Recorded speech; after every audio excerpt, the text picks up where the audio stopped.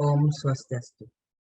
Perkenalkan, nama saya Ngakan Ketut Ekayana dengan NIM akhir 106 dari kelas A2. Jadi di sini kami akan mempresentasikan tentang materi dari fisika bangunan yaitu akustik. Jadi sebelum memulai presentasi, saya akan memperkenalkan anggota kelompok terlebih dahulu. Yang pertama ada Narendra Aiswarya dengan NIM akhir 038 dan lalu Agus Adi dengan NIM akhir 102. Yang ketiga ada Agastya Vedanta dengan NIM akhir 109. Kemudian ada Hendra Aditya dengan NIM akhir 100. Kemudian Cipta Wibawa dengan NIM akhir 103. Lalu Dipa Ananda dengan NIM akhir 104. Albertus dengan NIM akhir 016. Dan yang terakhir ada Istri of Frida dengan NIM akhir 105. Jadi untuk kita konsep. Materi akustik memiliki beberapa komponen yaitu seperti peristiwa akustik, kesalahan akustik auditorium, cacat akustik auditorium, usaha akustik auditorium, sound system auditorium, studio radio, home theater, definisi bising, efek bising, pengendalian bising, jenis kontrol bising, dan yang terakhir adalah studi case. Peristiwa akustik. Peristiwa akustik adalah hal-hal yang dialami bunyi, baik di dalam maupun di luar ruang. Sejak bunyi tersebut dihasilkan sumber bunyi, hingga terdengar oleh indera pendengar, beberapa peristiwa akustik yang umum terjadi adalah sebagai berikut. 1. Bunyi dihasilkan sumber bunyi. 2. Propagasi. 3. Refleksi. 4. Absorpsi. 5. Difusi. 6. Transmisi. 7. Difraksi. 8. Refraksi. 9. Disperensi. 10. Atenuasi. 11 insulasi, 12 resonansi, dan yang ke-13 adalah cacat akustik. Peristiwa akustik pada auditorium indoor yaitu propagasi bunyi asli, refleksi oleh reflektor, absorb oleh absorber, difusi oleh diffuser, difraksi akibat mengenai penghalang, transmisi ke ruang lain, penyerapan bunyi oleh struktur bangunan hingga hilang, dan perambatan bunyi oleh struktur bangunan. Jika suhu dan kerapatan medium udara telah stabil, tidak semua peristiwa akustik di atas akan terjadi. Hal yang paling umum terjadi di auditorium indoor yaitu refleksi, absorpsi, dan difusi. Komponen bunyi terdengar diantaranya sebagai berikut. 1. Komponen bunyi asli atau langsung dengan logo tanda D. Tingkat bunyi berkurang terkait jarak antara pendengar dengan sumber bunyi, makin jauh makin lemah tingkat bunyi. Yang kedua, komponen bunyi pantul dengan tanda DR. Tingkat bunyi dianggap tetap ke seluruh ruang.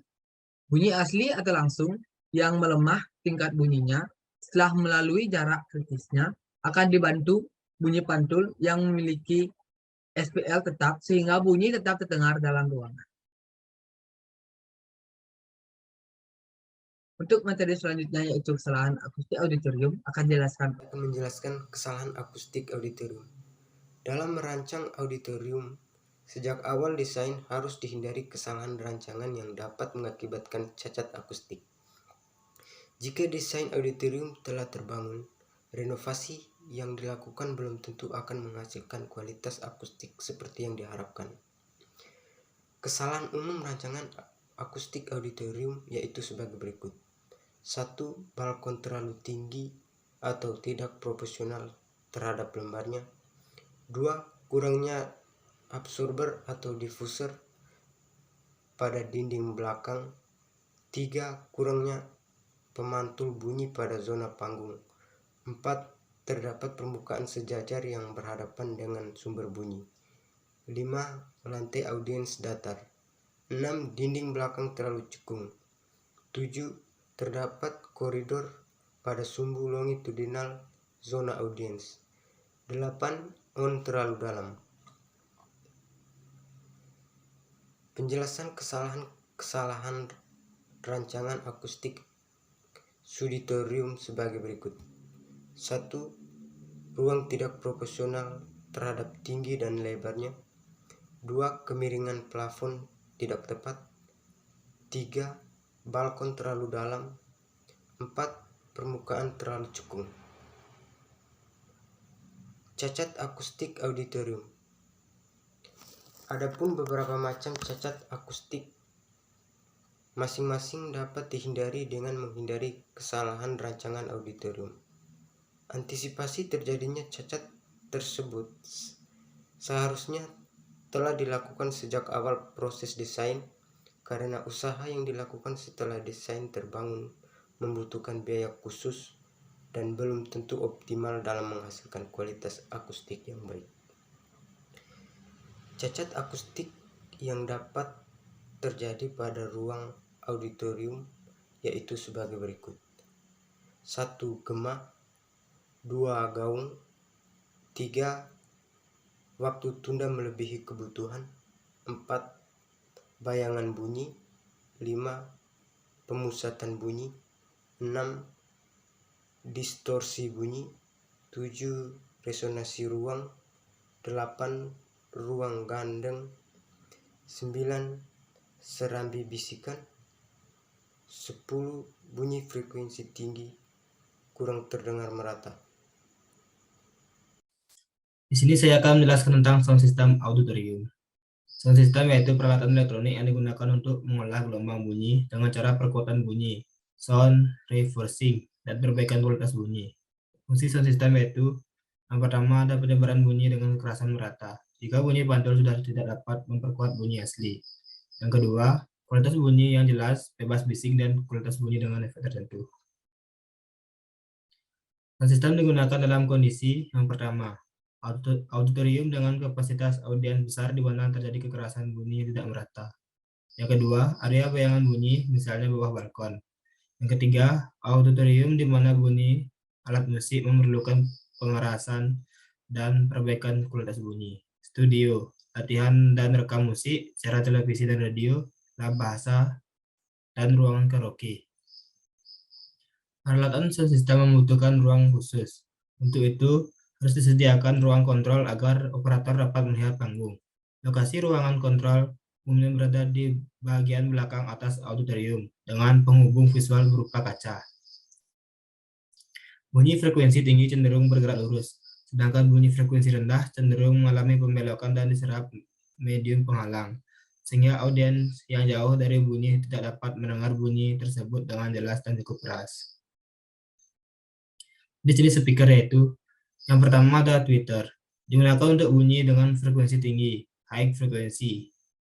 Yang kedua ada woofer, digunakan untuk bunyi dengan frekuensi rendah, low frekuensi. Yang ketiga ada subwoofer, digunakan untuk bunyi dengan frekuensi sangat rendah. Selanjutnya materi akan dijelaskan oleh teman saya. Baik, selanjutnya saya akan menjelaskan tentang studio radio. Fungsi studio radio yang digunakan sebagai siaran radio adalah sebagai berikut. Yang pertama, ruang pengumuman untuk siaran berita, cerita, komentar, dan sejenisnya. Yang kedua, studio percakapan untuk siaran berita, diskusi panel, pidato, ceramah, dan kadang juga pertunjukan. Yang ketiga, ada studio drama. Lalu yang keempat, ada studio serbaguna untuk presentasi yang diucapkan maupun untuk musik biasanya. Lalu yang terakhir, yang kelima, ada studio penonton. Next, home theater. Menurut istilahnya, home theater itu sendiri definisikan sebagai bangunan atau ruangan besar di kantor, di sekolah, universitas, ataupun gedung untuk mendengarkan ceramah atau untuk mengadakan sebuah pertunjukan. Home theater ini sendiri termasuk salah satu jenis ruang auditorium. Nah, menurut Baron tahun 2010, auditorium dapat dibagi menjadi 3 berdasarkan fungsinya, yaitu yang pertama yaitu speech auditorium, yang kedua music auditorium, lalu yang ketiga ada multifungsi auditorium. Next, prinsip desain home theater itu ada beberapa. Yang pertama itu ada dinding. Dinding dilapisi dengan material absorber dan juga diffuser untuk mencegah gema dan gaung. Di dinding juga ada dinding majemuk terdiri atas beberapa lapis material yang secara keseluruhan berfungsi sebagai insulator. Lalu ada plafon. Plafon gantung untuk mencegah structure-borne sound ke ruang di sekitarnya. Lalu yang ketiga ada lantai. lantai mengambang atau raised floor atau racing floor. Nah, fungsinya juga sama seperti plafon. Lalu yang keempat ada sound system. Terdapat perencanaan lokasi dan arah speaker. Lalu dilengkapi juga dengan bass trap. Sekian presentasi saya, akan dilanjutkan oleh teman saya. Baik, saya akan melanjutkan definisi bising. Bising adalah bunyi yang tidak dikehendaki. Bunyi tidak diinginkan terjadi dan terdengar karena memiliki intensitas yang tidak dapat ditoleransi oleh pendengar. Menimpa bunyi yang seharusnya terdengar dengan jelas, memiliki frekuensi bunyi yang tidak umum terdengar terlalu rendah atau tinggi, atau terdengar terus-menerus walaupun tingkat bunyinya rendah. Bunyi terdengar sebagai bising dapat ditinjau secara objektif dan subjektif. Jenis bising berdasarkan tingkat bunyi dan psikologis yaitu sebagai berikut: bising latar belakang, bising ambien, bising permanen. Pengkategorian bising. Pengkategorian bising dapat dikategorikan menjadi dua, yaitu secara objektif dan subjektif. Secara objektif, yang pertama, intensitas bunyi terlalu tinggi sehingga tingkat bunyi melebihi ambang kenyamanan audial 60 desibel. Yang kedua, frekuensi bunyi tidak umum terdengar atau terlalu rendah atau tinggi. Dan ketiga, terdapat bunyi lain menimpa bunyi yang seharusnya terdengar jelas. Sedangkan kategori bising secara subjektif yaitu sebagai berikut: yang pertama, tingkat sosial, budaya, dan ekonomi. Yang kedua, usia di mana terjadi penurunan kemampuan dengar atau presbycusis. Dan ketiga, terdengar jelas terus-menerus walaupun tingkat bunyinya rendah, misalnya detak jam 20 desibel. Jenis bising pada bangunan berdasarkan medium perambat adalah sebagai berikut: airborne noise merupakan bising diakibatkan airborne sound, yaitu bunyi yang merambat melalui medium udara. Structure-borne noise merupakan bising diakibatkan structure-borne sound, yaitu bunyi yang merambat melalui medium benda padat. Dalam hal ini struktur bangunan, misalnya komponen bangunan, dinding, lantai, dan platform. Di sini saya akan menjelaskan tentang efek bising. Efek bising awalnya dirasakan pendengar secara psikologis. Jika terpapar terus-menerus, efek ini dapat dirasakan secara fisiologis yang berdampak negatif terhadap kesehatan. Dengan adanya dampak negatif dari bising, diperlukan pengendalian dan kontrol bising. Keuntungan yang diperoleh dari pengendalian dan kontrol bising yaitu kenyamanan audial dan kesehatan, keselamatan dan produktivitas kerja, serta privasi. Kepekaan manusia terhadap bising bersifat subjektif, dipengaruhi oleh faktor sosial, budaya, ekonomi, dan usia. Sehingga bising akhirnya dapat diabaikan oleh pendengar tanpa terkait faktor-faktor tersebut di atas. Jika input bunyi pada otak terjadi terus-menerus, sehingga otak besar mengolahnya menjadi informasi kurang penting dan stimulan kontinu ini langsung masuk ke otak kecil ke bawah sadar. Contoh pengabaian bising oleh otak terjadi pada saat mendengar bunyi detak jam, bunyi mesin kendaraan yang telah ditumpangi sekian lama. Pendengar dapat tertidur walaupun jam berdetak atau mesin kendaraan terdengar dengan SPL 7-80 desibel. Materi selanjutnya akan dilanjutkan oleh teman saya. Pengendalian bising.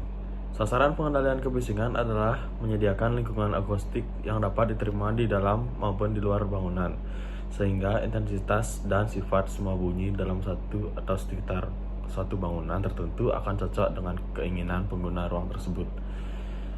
Bebas bising merupakan salah satu dari kualitas lingkungan yang paling berharga yang dapat dimiliki suatu gedung atau ruang eksterior dewasa ini.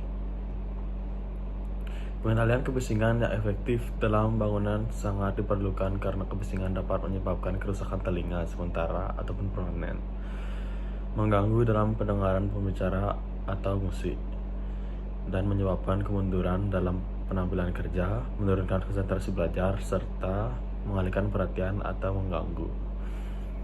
Permasalahan utama dalam pengendalian kebisingan adalah menambahkan bagaimana bising yang diduga akan mempengaruhi penghuni ruang yang ada, menetapkan jejak penyebaran bising, dan menghindari setiap pengaruh yang merusak.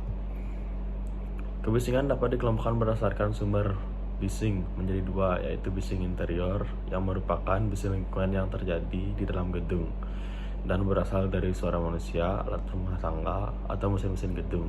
Dan juga bising eksterior yang merupakan bising lingkungan yang berasal dari lalu lintas, transportasi, industri, alat-alat mekanis yang tampak dalam bangunan, atau juga pengkondisi udara atau kompresor. Baik, di sini saya akan memaparkan materi jenis kontrol bising. Bising dapat dikurangi atau ditiadakan melalui kontrol bising, di mana lambatan energi bunyi dalam bentuk gelombang yang menggetarkan medium dapat dikurangi atau dihentikan. Dalam kontrol bising diperlukan pemahaman tentang sumber bunyi, penyebab bising, medium perambat bising, serta teknik kontrol bising yang paling tepat sesuai bising yang terjadi. Next. Sumber bising yang umum terjadi pada bangunan yaitu sebagai berikut. Yang pertama, lingkungan, misalnya kendaraan di jalan. Kedua, mesin peralatan mekanikal elektrikal, misalnya pompa, genset, mesin AC, AHU, sealer, cooling tower, kipas, dan elevator. Dan terakhir, area parkir kendaraan. Adapun medium perambatan bising pada bangunan yaitu sebagai berikut.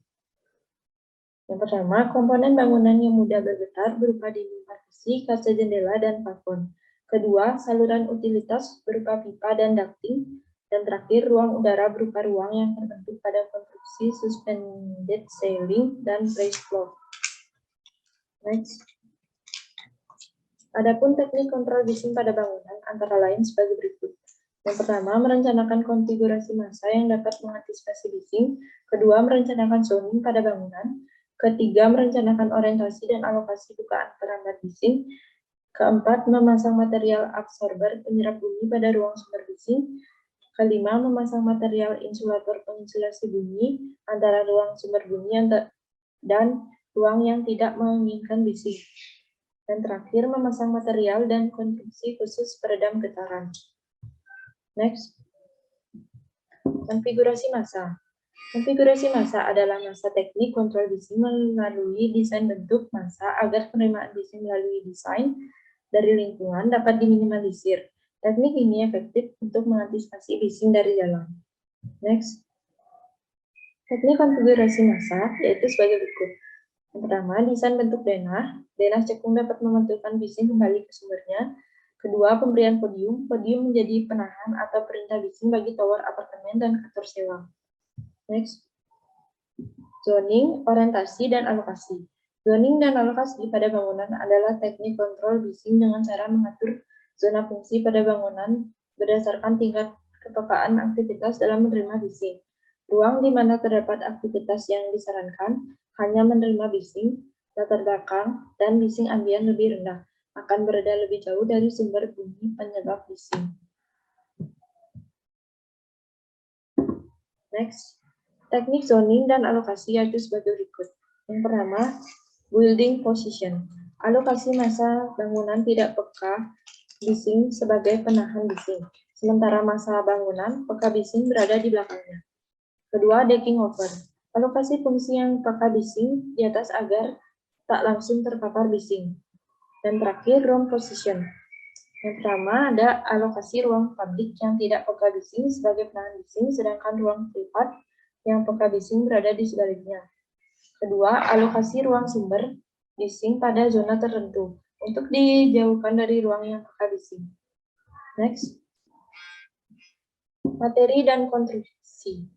Material dan konstruksi pada bangunan adalah teknik kontrol bising dengan cara penerapan material khusus dan konstruksi khusus untuk antisipasi bising.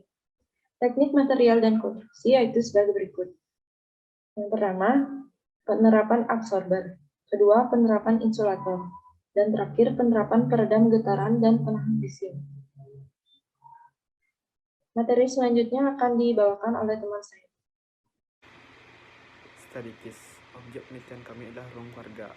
Ruang keluarga yang kami teliti ini masih memiliki banyak tempat yang kosong, jadi kami membuat desain baru supaya ruang keluarga ini terlihat lebih nyaman dan tidak terlalu kosong. Adapun blast wall yang kami tambahkan supaya mampu meredam kebisingan yang diakibatkan oleh suara kendaraan.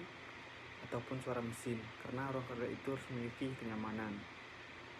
Di bawah ini beberapa penjelasan material yang ada pada ruang kerja ini. 1. Gorden. Gorden memiliki bahan dasar yang terbuat dari kain, di mana asal-muasal kain berasal dari kapuk yang memiliki sifat berongga-rongga. Bunyi bising ketika melewati media rambat yang berongga-rongga seperti ini akan diredam bunyinya, karena bunyi tersebut akan memantul di dalam rongga-rongga terkecil tersebut, sehingga saat sudah selesai merambat melalui media tersebut, bunyi tersebut sudah memiliki kuat bising yang lebih kecil atau diredam. 2. Karpet. Sama halnya dengan gorden, namun karpet memiliki kerapatan yang jauh lebih rapat dari gorden, yang membuat bunyi bising yang merambat melalui dapat diredam dengan lebih baik. 3. Glass wall. Glass wall adalah material insulation atau bungkus yang premium dengan daya kuat tarik tinggi namun fleksibel. Glass wall pada umumnya mempunyai daya tarik dan daya pegasnya mudah ditangani dengan biaya pemindahan dan instalasi yang rendah. 4. Rak buku. Rak buku memiliki bahan dasar kayu yang memiliki kerapatan molekul yang paling rapat di antara karpet dan juga gorden. Namun dengan adanya kerapatan yang cukup rapat membuat bunyi bising tidak sepenuhnya merambat ke dalamnya, melainkan juga dapat dipantulkan kembali. 5. Dinding. Berbahan dasar batu bata yang dilapisi dengan semen membuat suara yang ada di dalam tidak bisa dengan mudah merambat keluar dari ruangan. Konsep yang sama dengan rak buku di mana bunyi bising yang ada tidak bisa dengan mudah merambat, bahkan akan lebih mudah ditimbulkan jika bertemu dengan media seperti ini. 6. Plafon. Plafon merupakan pembatas antara kap genteng dan juga ruangan. Apabila tidak dapat dibatasi dengan bahan padat seperti plafon, bunyi bising bisa merambat keluar dari rongga-rongga yang tercipta dari pemasangan genteng. Nah, ini foto ruangan sebelum desain. Memiliki 3 bukaan, yaitu di depan bukaan pintu dan sisi kiri dan kanan bukaan jendela. Dan sebab inilah tingkat kebisingan di ruang ini sangatlah tinggi.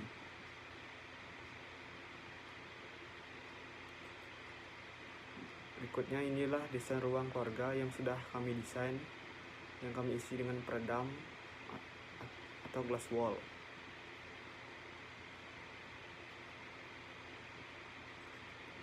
Kesimpulan, ruang keluarga ini perlu diperbaiki lagi agar mendapatkan nyaman yang sesuai standar. Jadi makanya kami mendesain ulang dan menambahkan beberapa material atau furniture supaya lebih bagus. Di sini kami menambahkan glass wall supaya dapat meredam kebisingan, mengingat tingkat kebisingan ruang keluarga ini cukup tinggi. Ruang keluarga ini kami tambahkan tempat baca di sisi kirinya atau bisa dijadikan tempat anak kecil. Karena ditambahkan glass wall jadi memungkinkan ruangan ini terlihat menjadi lebih sempit. Baik, sekian presentasi dari kelompok kami. Jika ada yang ditanyakan, bisa ditanyakan melalui kolom komentar. Kami tutup dengan kami santi. Om Santi Santi Santi.